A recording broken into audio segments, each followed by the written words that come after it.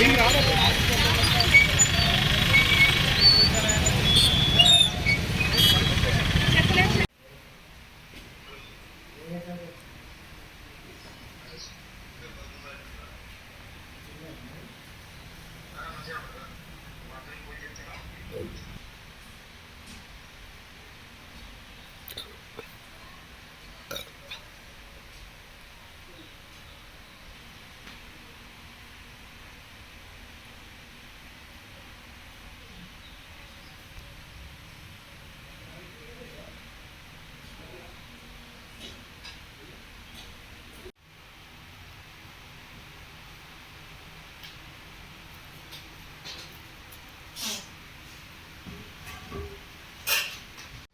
పేరు నల్ల విజయ్. నేను సిరిసిల్ల చేనేత కళాకారుణ్ణి.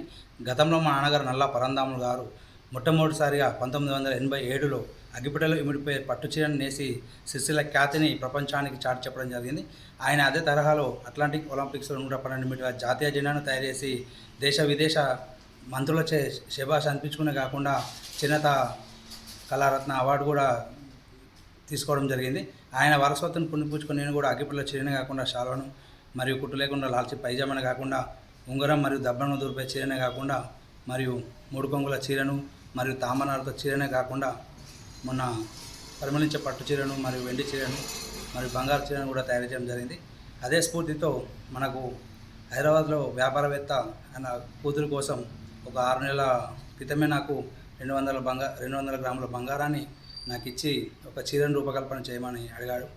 ఆయన కోరిక మేరకు ఈ చీరను మొత్తం టోటల్గా 18 లక్షల రూపాయలు అయింది. చీర 200 గ్రాముల బంగారాన్ని పోగుల ద్వారా తయారు చేసి ఈ చీరలో ఇమిడింపడం చేయడం జరిగింది. ఈ చీరను త్వరలో వారి చేతుల మీదకి అందించడానికి ఎంతో సంతోషంగా ఉన్నానండి.